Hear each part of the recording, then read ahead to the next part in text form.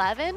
Not a Pokemon you see often in 2017. But first, Tomoyuki has a bunch of great accomplishments, getting top 32 in the Japan National Championships last year, top 50 this year, and qualifying for Worlds both in 2016 and 2017. Yep, this year making his appearance at Worlds and replicating the appearance he made last year.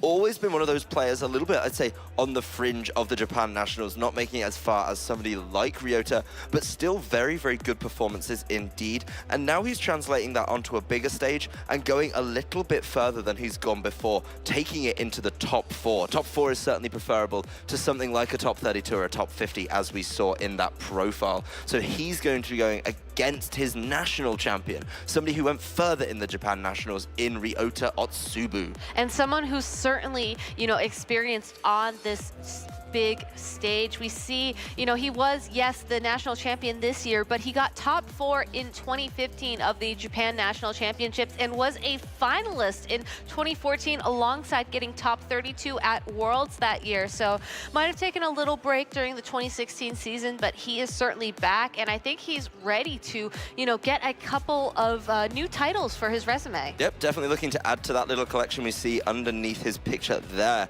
So really fighting it out to represent his country in the finals. We did see him play so well in that top 8 match, and that's the momentum he's going to want to carry. But it's so interesting to see these play styles matching up as we come into this top 4 match.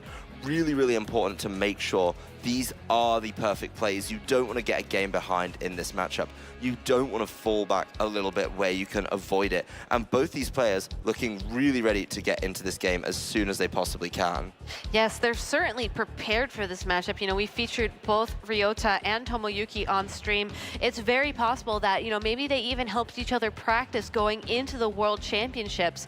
So it should be a really interesting matchup here, knowing that these trainers probably have a little bit of information about each other going into game 1. Yep, we see Tomoyuki, just for clarification, will be on the left, with Ryota on the right of your screen, translating to obviously the top in game, and the bottom, respectively, for Tomoyuki in the game. The one thing I am interested in this one, of course, is how this Crocodile is going to play. I really like this Crocodile for dealing with something like this Metagross, but at the same time, it doesn't want to get caught by a Buzzwole. It doesn't want to be Earthquaking while a Salamence switching comes in to not only completely ignore that attack, but get the Intimidate in play as well. So I think while the Crocodile is important here for dealing damage to Metagross and Nihilego, there are certainly options for it. Of course, we see the Tapu Koko on Tomoyuki's side, like many other top players. And with that in mind, it's going to be something he has to think about during this game. We saw a fantastic switch to Marowak in game 1 and 2, actually,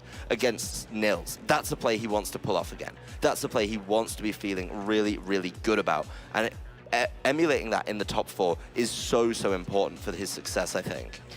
Both these trainers taking until the last possible second to pick their Pokemon for this matchup.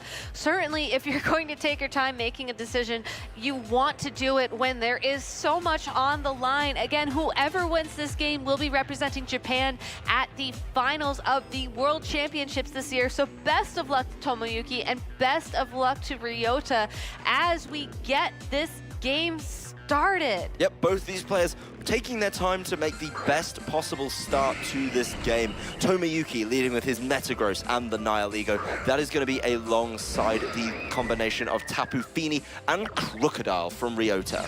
So Crocodile's Intimidate will not lower the attack of that Metagross, but it certainly threatens the Metagross with one of several ground-type moves it could bring in its arsenal. Yep, something like Tectonic Rage would be absolutely fantastic at dealing with it.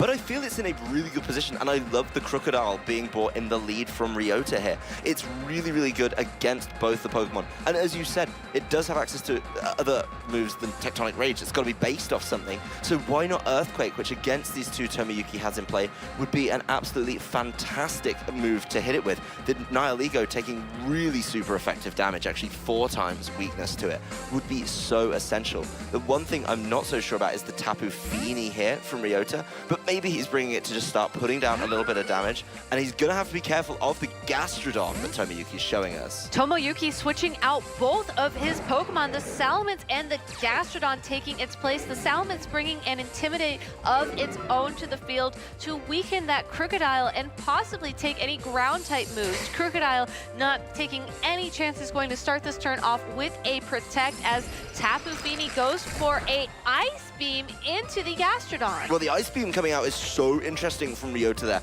because it looks like he was respecting that Salamence switch in as something to try and help out with the Crocodile.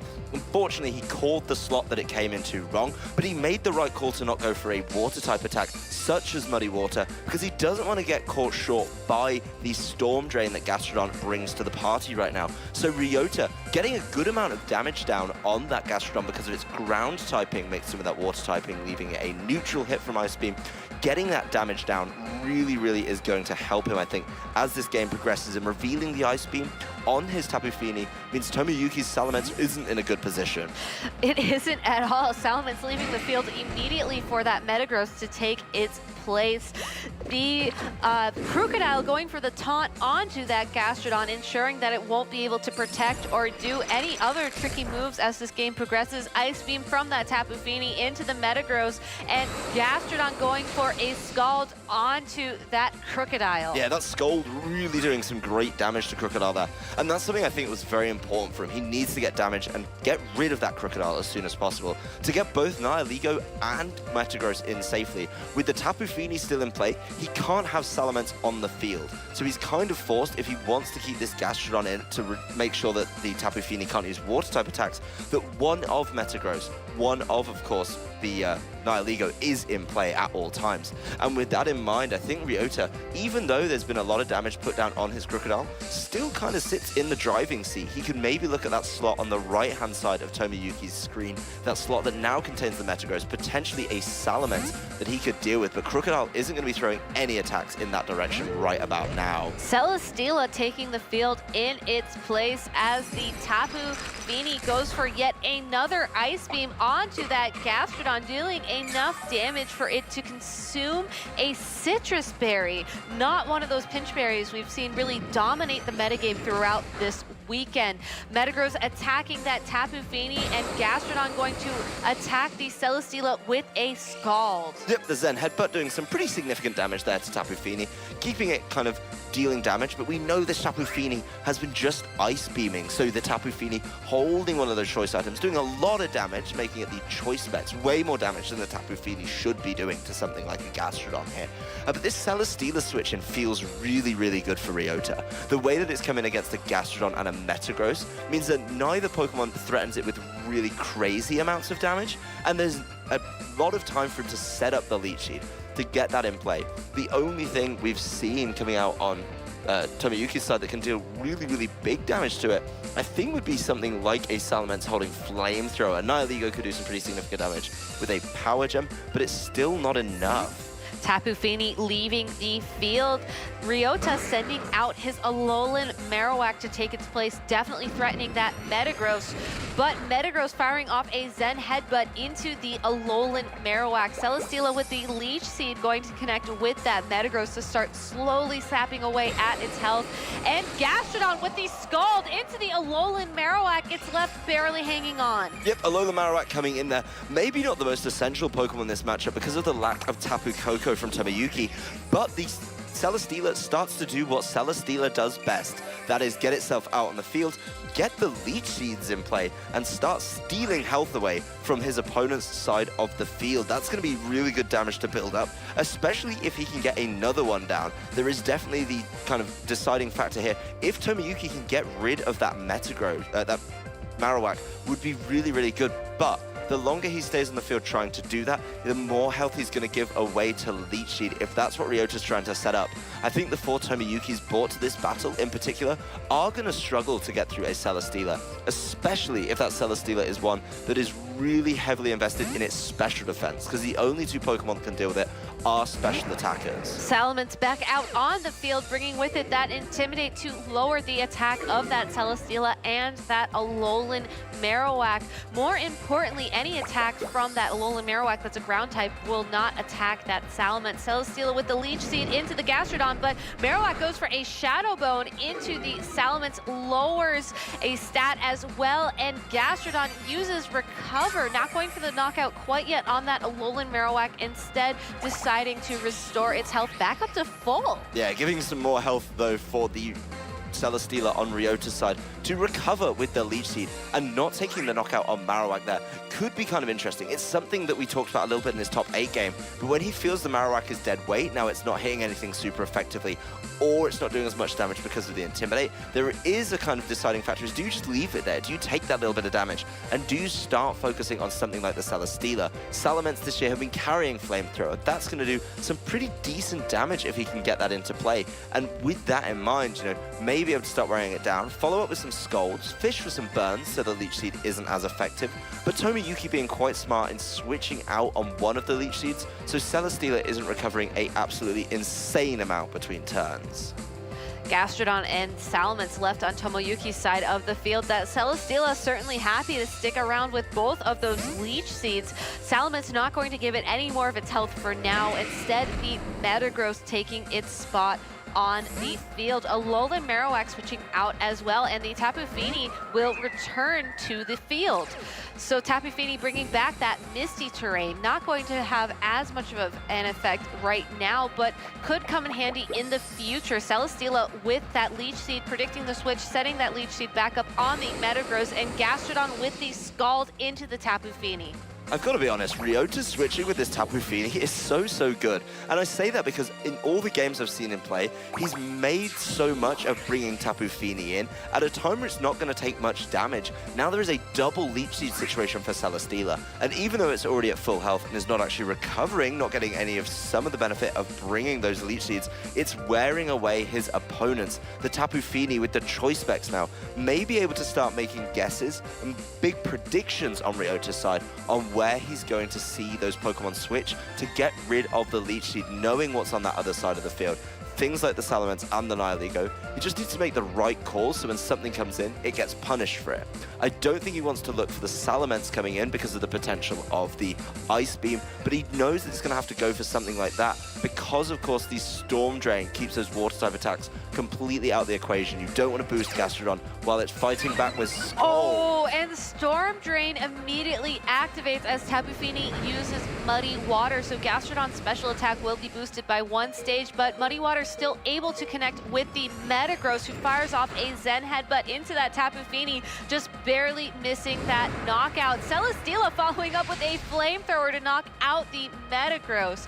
So Gastrodon is currently the only Pokemon standing on Tomoyuki's side of the field. Celesteela happy to take a Beast Boost in the process, and Gastrodon going for a Scald onto the Celesteela. Yeah, and that Gastrodon doing a little bit more damage than it should, and getting the burn here as well. That's certainly going to help out against this Celesteela. One thing to note, the Celesteela did in fact get a Beast Boost in its defense, so that's really not going to help out in this matchup, in my opinion, because all of the Pokemon on Tomoyuki's side that are threatening it are special attackers. One thing that a lot of people have talked about this season is how to get the most value out of your Beast Boost.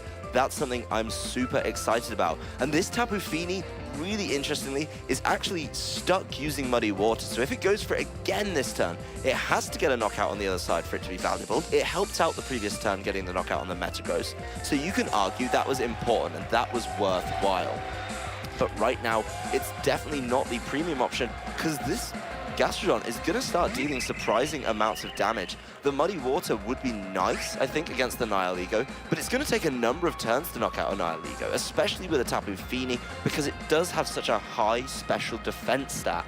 That's so important that he's going to have to switch out Tapu Fini, I think, in this instance. And that's a turn that Tomoyuki can punish. The Pokemon that he's been using to switch in, forced to switch out, could be capitalized on if you're Tomoyuki. All he has to do is make that prediction. Yes, Muddy Water, it's a spread move, which means it's not affected entirely by the Storm Drain. It will boost Gastrodon's special attack, but at the same time attack the other Pokemon on Tomoyuki's side of the field, and that's just something that Ryota is not willing to continue on, at least for this portion of the battle. Instead, sending in the Alolan Marowak in its place. Nihilego revealing that it has Protect, not going to take damage from that Celesteela, and Gastrodon going to recover all of the damage it's taken right back up. It's Gastrodon showing off how good it is. It's still at full health, even after being sat on the field, being afflicted by Leech Seed for a number of turns. Very, very safe play there from the Nihilego, so it doesn't get any damage dealt to it. No heavy slams, no Leech Seeds coming in from Ryota. And knowing that he's going to be able to potentially just attack that Marowak slot safely, knows he might be able to get a little bit of value out of it. I would have liked to see him actually go for it there and try and get the knockout on that slot. Maybe scouting out a little bit more about this Tapu Fini, just making sure that it doesn't have Protect, knowing that it's switched is really valuable information, just confirming any suspicions of one of those choice items. But Gastrodon here seems really terrifying. There's no real reliable answer to it to deal with it on Ryota's side. It's just not got an answer in this Marowak and Celesteela combo. It could do a little bit of damage with Heavy Slam, which is going to be reduced, of course, by the burn.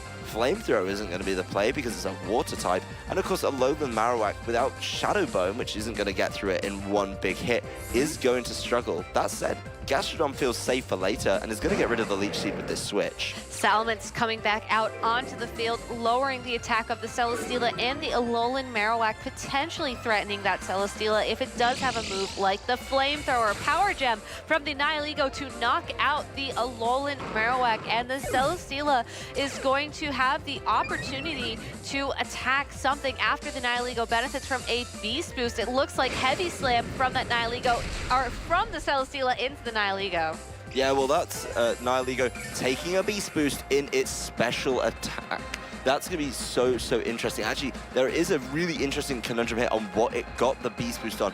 But it's going to be a terrifying threat right about now, making sure that it gets more damage down. This Celesteela got its Beast Boost in defense, and against the Salamence and a Nihilego, that's actually not the one you want it to be getting the boost in. There is, of course, going to be the Crocodile forced back into play, but Crocodile's already taken a whole heap of damage, sitting around 40% is so essential, I think, that it's able to get knocked out by something like this Salamence if it's got a big hit in its arsenal. Salamence this year going special attack, not the usual that we've seen in previous years when it was able to be Mega Evolved, may be able to start picking up knockouts here. It's hard to say. Salamence certainly has a lot of really interesting options it can bring with it to the table. If I were in Tomoyuki's shoes, you know, that Celesteela, while it hasn't been doing much on the field other than setting up Leech Seeds, might be tempting to start going for those knockouts on that, assuming that the Crocodile won't stay on the field that longer. Instead, though, the Nihilego will leave the field, giving up its Beast Boost for the Gastrodon to take its place. Crocodile going for a Protect and not taking any damage from the Salamence's attack, and Celesteela free to set up Leech Seed onto that Salamence. Yep, well, Nihilego switching out there, certainly interesting. I did have a little bit of help from my friends tell me that it did get the Beast Boost in its special attack, so it would have been a really nice Pokemon to keep around, but certainly respecting this Crocodile. You do have to wonder if this Celesteela has enough in the tank, and I think this Gastrodon switching in is something Tomoyuki is very comfortable in playing with. He knows that it's got the Scald, which is going to deal great damage against this Crocodile. He knows, of course, that it can start recovering, so if the Leech Seed comes out from this Celesteela, it's not going to be doing the maximum amounts of damage every single time, and even when it starts to wear it down, it can just recover back up. Tomoyuki in a fantastic position in this game. A fantastic position indeed. It makes you wonder, what can Ryota do to sort of counteract the strategy that Tomoyuki has set up for himself? He's going to have to spend a lot of time getting this Celesteela in a position to wear things down. But this Gastrodon with the cover is going to cause so many problems. He also needs to deal big damage with this Crocodile, and the Salamence switching out for Tomoyuki means Intimidate is going to be available for later. Nihilego back on the field again. Crocodile switching out as well, and it'll be the return of that Tapu Fini, just barely holding on in terms of its health, bringing back that misty terrain alongside of it. Celesteela using Leech Seed onto the Gastrodon, going to slowly start sapping away at its health, and Gastrodon with the Scald, happy to attack straight into that Tapu Fini for the knockout. Yep, getting the knockout on that Tapu Fini forces Ryota down to his last 2 Pokemon. That is going to be the Crocodile alongside that Celesteela, and very wisely, Tomoyuki switching out that Salamence, meaning he has Intimidate for later. Also, if the Crocodile decides it wants to go for an Earthquake, then it's going to be in a great position to just switch out for the Salamence, not only intimidating it, but avoiding the damage altogether because of the flying type. So really interesting play from Tomoyuki, getting a lot of value out of this Gastrodon, I think, in this game. He does need to round this out, but it is a really good position. The Celesteela has a lot riding on it, I think.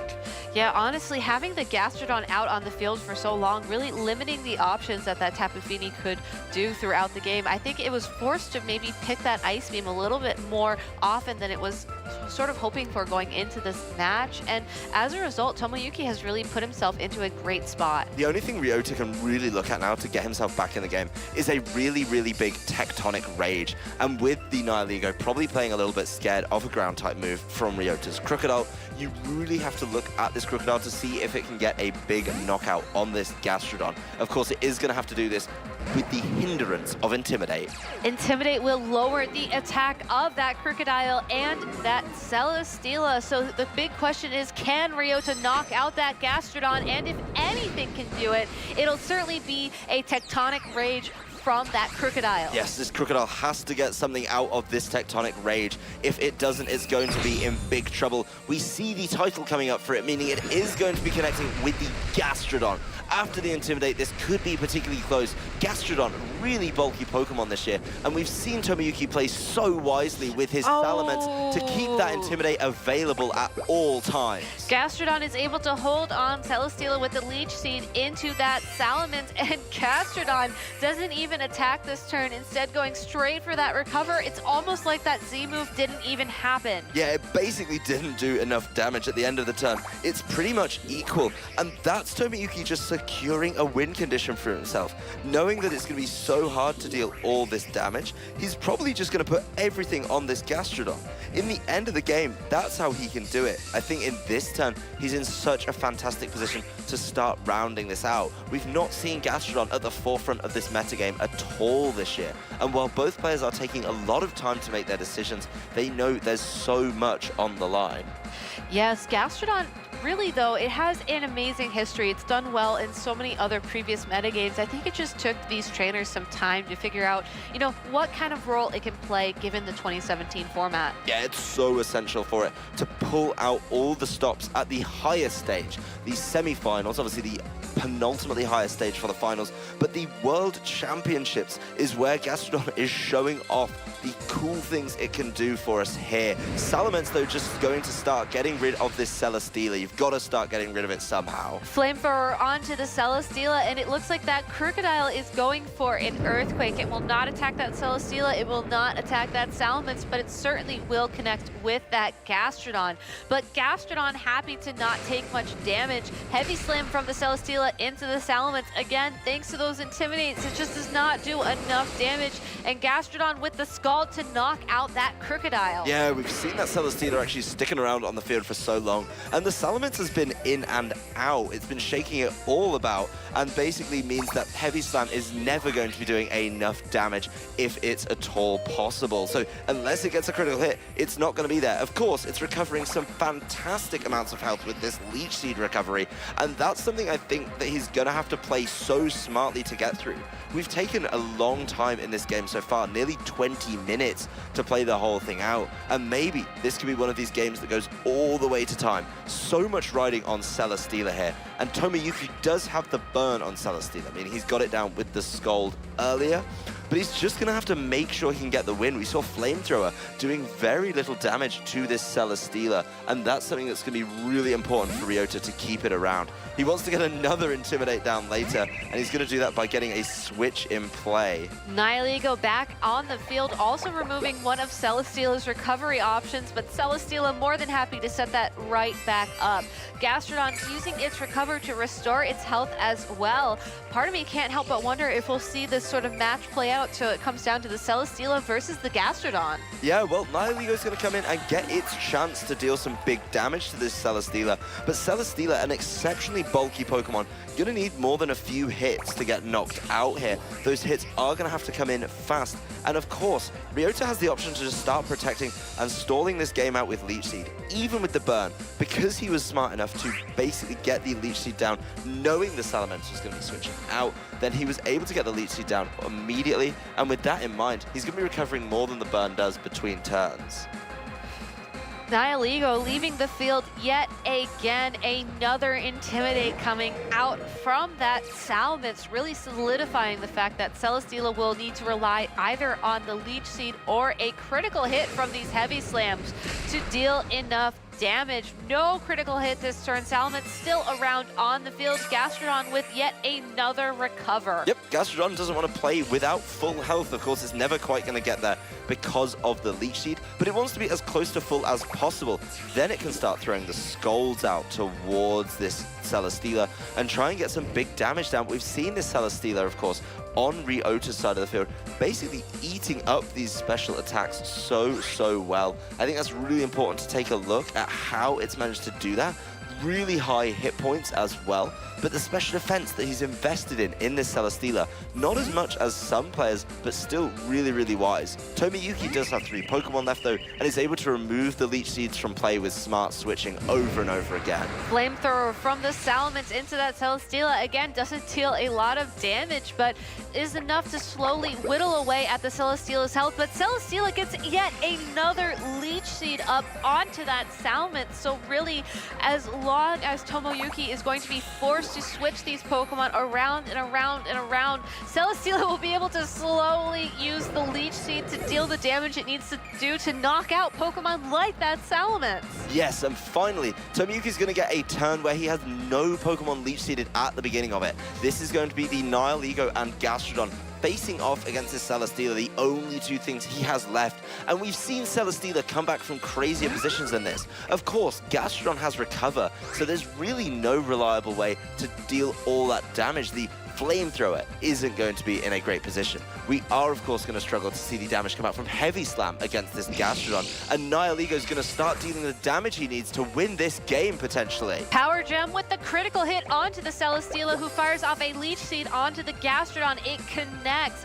Gastrodon going straight for the Scald into that Celesteela, leaving it just above the red, but Celesteela going to get its health back with that leftovers, with that Leech Seed as well. It could be down to 1 more Power Gem, but it's going to be so close. The one thing Ryota needs to do now is find a safe time to get rid of this Nihilego. We saw it do a lot of damage with the Power Gem, but that's because of the critical hit that it got. We saw come in there, and that's so essential. This game already taking half of the round time as we move through it. Nihilego just desperately trying to stick around. This is one way to do it. Celesteela with the Protect, not going to take any damage from the Nihilego or the Gastrodon, who goes for yet another Scald. In case you're at home and counting, we are currently on turn 19 of this battle. Yep, this game is going to be going the distance, the full Hercules experience for you guys at home here today. It's going to be a long slog, and you have to wonder, does Tomoyuki have any damage that's big enough to reliably take the knockout on this Celesteela? Of course, Gastrodon can buy so much time with Recover. It basically won't be able to get knocked out because whenever it gets anywhere near close, even under half, it can just decide to recover. And Tomoyuki, realizing this, starts going for big attacks here on this Celesteela. No critical hit. Instead, that Leech Seed connecting with the Nihilego. Gastrodon going straight for yet another Scald. Scald. So even though Celesteela is slowly inching closer and closer to 0 health, with the double Leech Seed, with the leftovers, with the Protect even, it has found a way to just keep this match going. Celesteela could do this. This is one of those problems that people looked at in the beginning of the season. Everyone realized how great Celesteela was at bringing games back from the brink, getting the Leech Seeds down. He's finally got his health to a point where he feels comfortable enough to get that second Leech Seed down on Nihilego. Without the critical hit, we are noticing the Power Gem just not doing enough damage. 2 sets of Leech Seed recovery available for Ryota this turn if he manages to just hit the Protect button. That's all he has to do. Well, it looks like we are going to see a Protect the Power Gem into that Celesteela. Celesteela instead deciding to go for a Flamethrower onto the Gastrodon, hoping for that burn. It's not very effective. It does not burn as well. Gastrodon instead healing its health right back up. Well, Celesteela probably feeling pretty confident its ability to take these attacks. Doesn't go for the Protect. It looks for the burn with Flamethrower, which is one of the few things it can do to start helping out against this Gastrodon. But this is going to be going all the way in this game. Look at how much health that Celesteela is recovering, particularly from this Nihilego on Tomoyuki's side. Obviously a Nihilego with a lot of hit points, one of those bulky Nihilegos that invested in hit points rather than speed, or complete investment in speed and special attack. That's something that seems to be paying off for him. A big number of hit points we see on the bottom of our screen there, and that's just giving more and more over to Ryota between turns. Another Power Gem, another attempt looking for a critical hit, but it does not get it. Celesteela again with that Flamethrower into the Gastrodon. No burn, Gastrodon firing off a Scald into that Celesteela. Yep, the Celesteela knows that it probably gets more in recovery between turns than the Power Gem does, or at least very, very similar amounts of damage. Knows that Gastrodon just doesn't deal much back, and we're going to see another big bit of recovery from the benefit of that Nihilego. Gastrodon taking its time. Now, as we approach the end of this game, there is another metric in this game that we haven't considered. That is the your time that we see.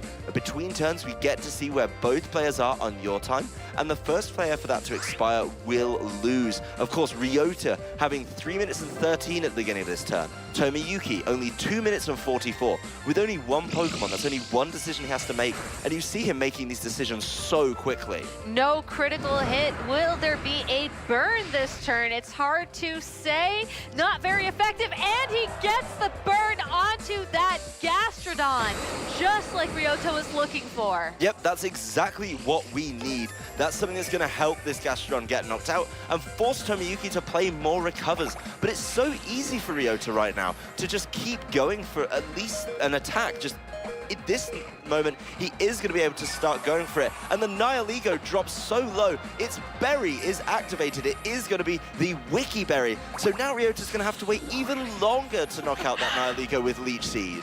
You know, so many bulky Pokemon on the field right now. I never thought we would have seen a Nihilego holding a Pinch Berry in the top 4 of the Pokemon World Championships. This is so exciting right now. It may look like a slow game, but it's such a methodical and strategic game. Both players trying to find a slight advantage. Ryota really has one decision to make every single turn, and that's what his Celesteela does. This time, just shutting it down, doesn't want to take any damage, just wants to get his Leech Seed recovery. He's gotten the bird. He doesn't need anything else from that Celesteela right now except for it to stay safe and heal itself up. Leftovers, Leech Seed, just exactly what every Celesteela wants in the morning when it wakes up for breakfast. So Celesteela going to stick around for yet another turn. The match timer slowly winds down. You have to wonder, after such a slow game 1, what could these trainers possibly be thinking about doing going into a game 2 or even further? I think playing quicker is something that I think Tomoyuki would want. He didn't really bring a reliable answer to that Celesteela. And the one thing, as we can sort of look at the matchup for a potential game 2, even though this game has gone over 30 minutes, is how scared he was of that Marowak because the Tapu Tapu Koko that he would love to bring to beat Celesteela just wasn't available. Nihiligo still swinging for the fences here. Still looking for that critical hit, still not getting it. Heavy slam from the Celesteela, though, able to deal a nice amount to that Nihiligo.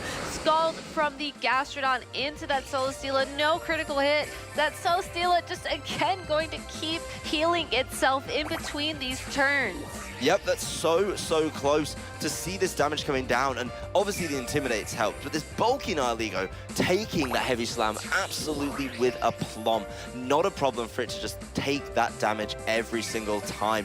The Leech Seed recovery coming in. The Gastrodon sitting exceptionally low and actually not recovering the burn. It's going to get knocked out by that burn, so it's down to just the Nihiligo and the Celesteela. Nihiligo does not have access to any more recovery. It has consumed its Wiki Berry. This Celesteela has gone the distance and has become really the hero that Ryota needed to bring him this first win in top 4 at the World Championships. Tomoyuki not working in the recover, trying to get another Scald in, realizing he was up against it, and that game was so long. The mental fortitude needed by Ryota to keep his cool when we were in a situation where he needed to put everything on that Celesteela. Ryota Otsubo taking game 1 in an absolute marathon against Tomoyuki Yoshimura.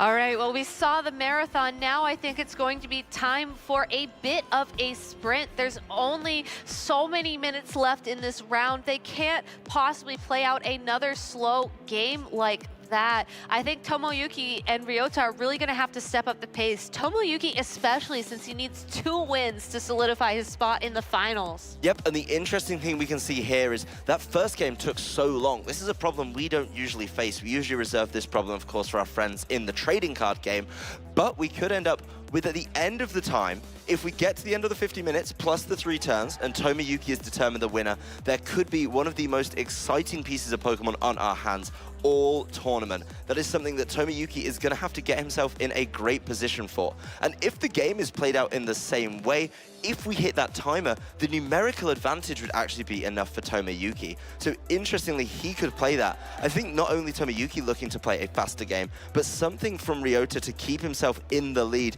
even just win the game in the allotted time, would be so important here. He certainly has the tools to do so. You know, we know that Crocodile does have the Z move, the Tapu Fini holding the choice specs. He has so many options on this team to play offensively, in contrast with the Celesteela's very slow, very meticulous Leech Seed, Protect, Leftovers game that we saw in game 1. I think the biggest question for Tomoyuki is how can he counter that Celesteela potentially? How can he stop himself from falling, you know, getting his Pokemon knocked out by the choice specs, by that Crocodile? And how does he manage this moving forwards? Yeah, well, I do think one thing that Tomoyuki might have to try and do is bring that Tapu Koko. That's one of the most reliable ways to deal with the Celesteela, and play the way that we've seen other players play against the Marowak in this tournament. Get rid of the Marowak through some other means. Something like his Nihiligo, something like the Gastrodon. The way around it would be important there. Gastrodon and Salamence, the lead on Tomoyuki's side of the field against the Tapu Fini and the Crocodile on Ryota's side of the field. That Crocodile bringing with it the Intimidate, but not going to make as big of a difference as that Salamence lowering the Crocodile's attack. Yep, the Crocodile in not such a good position now. And we saw after an Intimidate, pretty not negligible, but not enough damage from that Tectonic Rage. That's something that he really needs to get the maximum amount out of.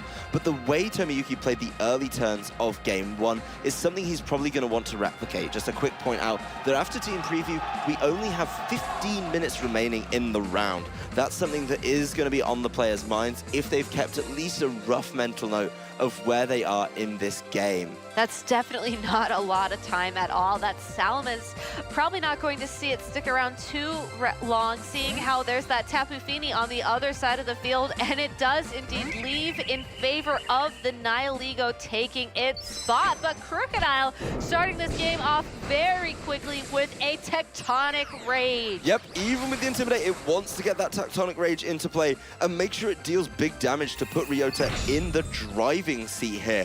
Where it targets is going to be essential. He didn't make the read, and he goes for the Gastrodon, which we know can take this attack pretty comfortably overall. It is going to bring it down to just about half, and the Citrus Berry activating immediately. Tapu Fini following up with a Moonblast to target down that Gastrodon, so Ryota looking to try and knock it out as quickly as possible. No recover from the Gastrodon, instead Scald immediately into that Crocodile. Not getting the burn, but a lot of damage exchange there. Both Pokemon sitting at around that 25% mark, a little more overall on the Gastrodon. And importantly to note from Tomoyuki, actually, is this Gastrodon is in a very precarious position. It's probably going to struggle to get another move off, particularly the recover that it needs to get off, if it can't do anything. Both the Tapu Fini and Crocodile on Ryota's side of the field are going to be moving before it. There is, of course, an interesting option on Nihilego that it may be able to use to try and get that Gastrodon into a better position, but you have to think Ryota knows about it,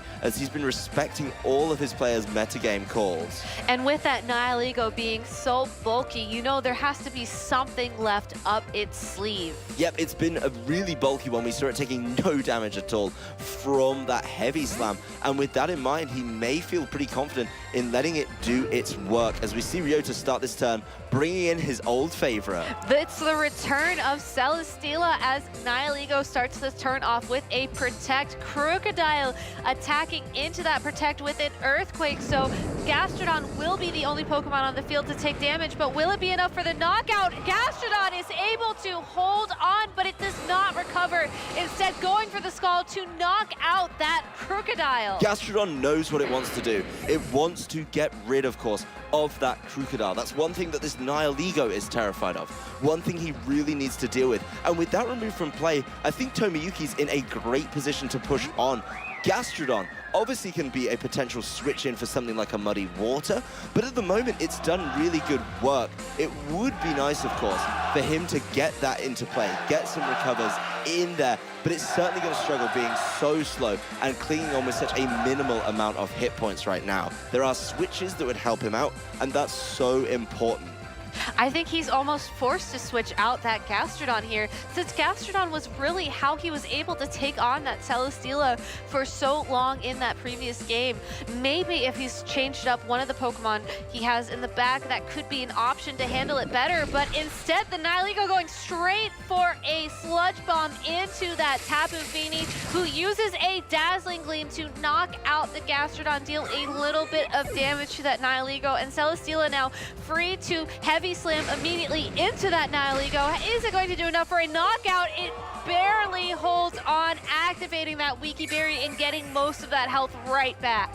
We can see how much damage Celesteela actually does without a burn and multiple Intimidates, and that's a lot more significant from Ryota. But that damage coming down on the Tapu Fini is so helpful, makes it a lot more manageable for the knockout, of course. We haven't seen the last remaining Pokemon from Ryota, but whatever Tomoyuki brings in here, if it can reliably, of course, take a knockout onto this Tapu Fini, that's going to be a big ask. Not only does it need to reliably take a knockout on Tapu Fini, it has to do it without giving up the Nihilego. It needs to be able to do it on its own without a little help from its friend. Well, the Intimidate from that Salamence will certainly help the Nihilego stick around for a little bit longer, but the question is just how long will that be? Yeah, it has to basically bait out potential protects from Tapu Fini. I think Tomoyuki needs to get himself in at least a numerical advantage. This game, though, being played a whole lot quicker, the Intimidate cycling is going to start slowing it down, and that's certainly an interesting playstyle. Ryota comfortable to slow it down, while the Pokemon are tied at 3-3. It's a whole lot harder to slow it down with Pokemon missing. Tapu Fini leaving the field. In its place, it's going to be that Alolan Marowak. Salamence with the Flamethrower into the Celesteela.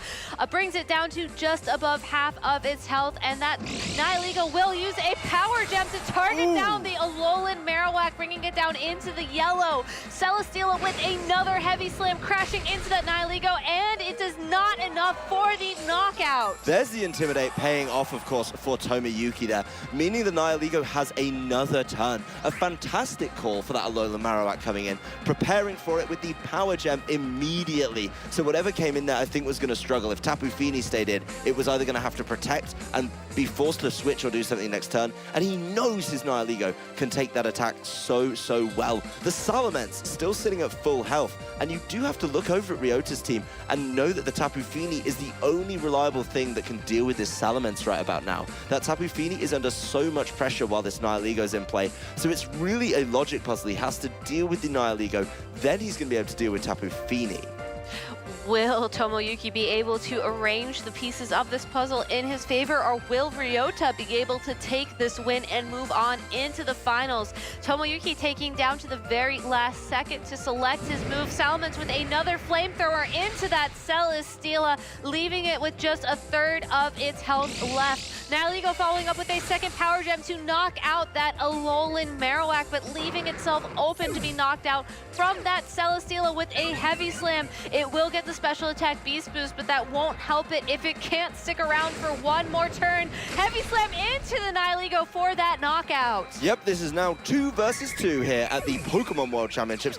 Both players desperate to become a finalist here. We do know a really quick update on our other stream. Sam Pandelis is going to be tying up the set 1. He won game 1, and he'll be playing against Paul Ruiz. That's 1-1 between those. But back to the action here with our Japanese contingent. Salamence, Celesteela, Tapu Fini coming out from Ryota, and there is of course one Pokemon left from Tomoyuki. Buzzwole coming to the field to maybe try and flex a little bit. Yeah, Buzzwole possibly trying to steal the title of Hercules from that Celesteela. Certainly a very interesting Pokemon. We've seen it used in the past here today with a move like Assault Vest.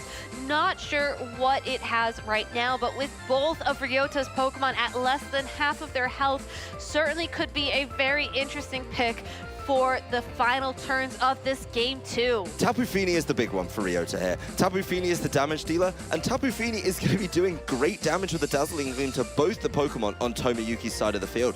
Tapu Fini could actually just wrap it up right now. If it hits that big Dazzling Gleam, boosted by the Choice Specs, that's going to be enough. Tomoyuki's got to find a way out. He doesn't have a priority move, and I don't think Salamence has the damage. Salamence is going to be trying to do something, though, with Buzzwole not helping out this turn. Buzzwole protecting as Salamence attacks into it with a Bulldoze to lower the speed of the opposing Tapu Fini. This is so important. Tapu Fini now moving with a Moonblast to knock out that Salamence. Probably no. Salamence able to hold on. The Celesteela attacking into the protecting Buzzwole, going to get a little bit of its health back with that leftovers, but I think Ryota was really hoping that the Salamence would have been knocked out there. That is a big boy Salamence, taking a Choice Specs boosted Moonblast from a Tapu Fini of all things. And I know it's not known for its really big special attack, but it's still one of these Tapu Pokemon. As the trainers actually round out the game, shaking the hands, Tomoyuki will be the victor. These players, probably a little bit aware of the time, do want to get into game 3. This is a really interesting decision, I think. Ryota, knowing that he's got the game lost, mapping out the next few turns, doesn't want to find himself in a position where Celesteela has to fight back. Well, you have to wonder, though. I saw about 6 minutes left on the clock before we entered into team preview. How much time is going to be left by the time this match starts? And will it come down to yet another game where we have those +3 turns at the end of time to decide who will move on? Yep, that's so important that in this game, it's really going to be so close right off the get-go. Of course, we are going to be able to hit the timer, assuming Team Preview moves along at a swift pace, but these players have been taking a long time in all of their turns. And with that in mind, we do have to wonder which one is going to find the early advantage. Both these players really going for it early on in both their games. This Gastrodon on Tomoyuki's side in his win, going for big Scalds, getting rid of that Crocodile, and Ryota going for those big hits, of course, with the Heavy Slam not being negated by the Intimidate and the Tectonic Rage right off the bat. It makes you wonder if maybe that Buzzwole will be making an earlier appearance in this game. Clearly, Ryota was afraid of it, playing out those last few turns in his head and ending the game immediately rather than to, you know, try and attack, maybe get some knockouts or try and play around it with the Choice Specs Moonblast on that Tapu Fini. Yeah, that's something he knew what was going to happen.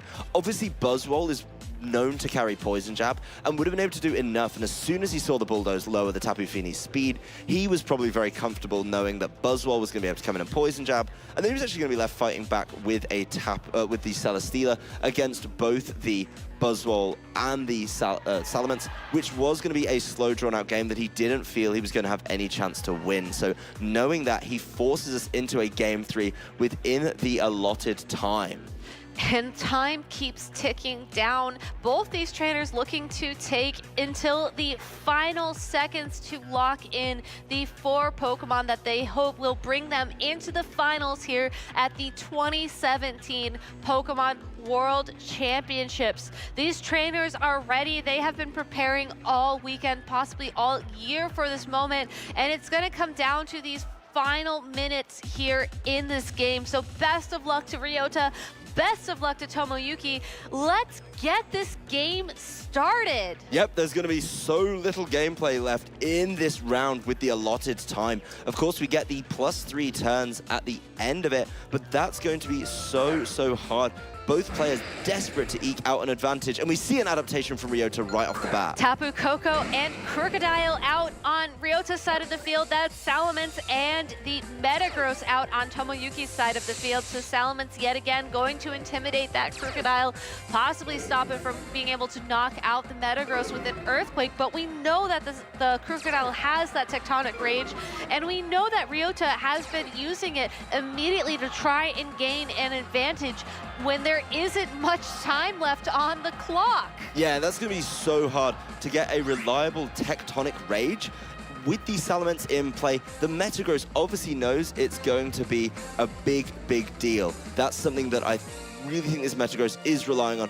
Finding those opportunities, of course, to get that damage down is really something he wants to do. And this Tapu Koko is a much more offensive option from Ryota. Definitely. I'm really curious to see what this Metagross is going to do here. We didn't see the Metagross in Game 2, so possibly maybe Tomoyuki wants something like a weakness policy to activate, and maybe is looking for something like a Bullet Punch to be able to deal a lot of damage very quickly. Yep, Bullet Punch would be great here. That's something that he has to be looking for to try and get something down, but this Salamence is in a really precarious position as well. It's usually been used to deal with this Krookodile with Intimidate. With Tapu Koko coming out from Ryota, it's certainly getting a little bit harder. Krookodile not attacking this turn, instead going to use Protect as the Tapu Koko goes for a discharge to attack both the Metagross and the Salamence on Tomoyuki's side of the field. Salamence left attacking into the protecting Krookodile, and Metagross with that sent headbutt into the Tapu Koko. That's a whole lot of damage, but interesting to note the return of a classic strategy, Discharge, next to your ground type, and you won't do any damage to it anyway. This has changed a little bit with Tapu Koko not being a flying type, the common Disquake we saw, but now it's Tectonic Rage. It's a really different prospect. A Metagross in this electric terrain taking so much damage. Both players just swinging with these big hits really early on. You have to look at this Tapu Koko clinging on with a little bit of its health. Would it be in range for Bullet Punch is something Tomoyuki has to make the informed decision on, because then Salamence may be able to start retaliating and hitting this Krookodile for damage. But all of these turns so valuable, as only 52 seconds remain on the clock here.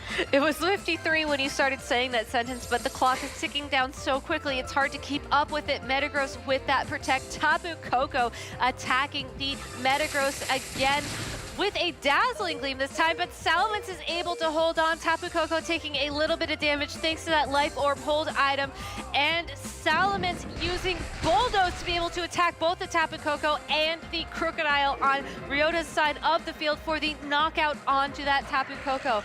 Only the Krookodile is going to be able to attack now, and Ryota going for a Z move. Tectonic Rage does not care about your Protect. It is going to be dealing damage with the Tectonic Rage through Protect, but only a fraction of the amount. Time was just called in the round. We are a couple of seconds out. So this is turn 0 in the game. And in this turn 0, Metagross taking so much damage. But after the Intimidate, it's not enough. It is going to be clinging on and actually activating its weakness policy in this game. So any moves coming out from this Metagross going to be doing even more damage. And that's exactly what you want in a a turn 0 situation. If Metagross has a move like Bullet Punch, being able to deal damage quickly could mean that as long as you maintain the Pokemon, the more Pokemon on your side of the field, you'll be better off as you progress towards that turn 3, towards that tiebreaker decision.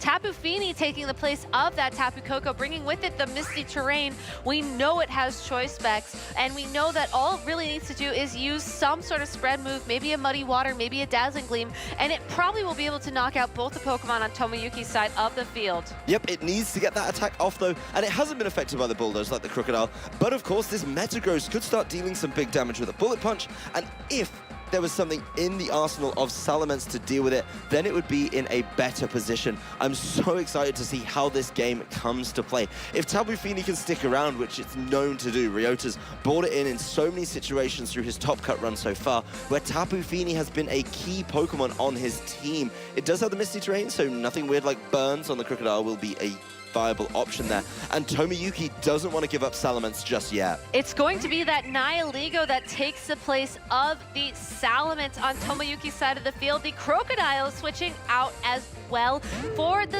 Celesteela. So Ryota bringing back the Pokemon that did him so well in the first game. Bullet Punch from that Metagross onto the Tapu Fini does a lot of damage, but leaving Metagross vulnerable to the Muddy Water. Did it connect? Will it knock it out? It looks like the Nihiligo was able to dodge it, but the Metagross will be knocked out, tying up the Pokemon count on both sides of the field. Yep, Nihiligo not taking any damage to that Muddy Water is absolutely huge for Tomoyuki here. That means it's going to be a little bit freer to try and do some work. The Salamence, of course, is able to come back in and try and deal with this Celesteela in the lightest way possible with an Intimidate. That's going to help Nihiligo stick around, which we saw was so essential to Tomoyuki in Game 2. The switch in for Tomoyuki after the fall of Metagross is going to be Buzzwole. So there is no Gastrodon in play for Tomoyuki for this Game 3. Instead, relying on good old Buzzwole with the power of Arm Day to flex his way, hopefully, into the finals. Yep, Buzzwole here, an interesting selection. We know the way that Tomoyuki played the end of Game 3 in the previous round, that is what's going on. He knows that he looked for the Bulldoze to try and deal with his Tapu Fini, but with the way this is the second turn of our +3 turns, it really comes down to a situation where I think Tomoyuki, because his Salamence is so low, now has to start thinking about the overall hit points on his team. We see the switch out from the Tapu Fini on Ryota's side though. Crocodile's Intimidate will certainly weaken that Buzzwole's attacking power, but we don't really know anything about this Buzzwole other than it has Protect. Not going to see it quite yet. Instead, that Celesteela protecting itself this turn.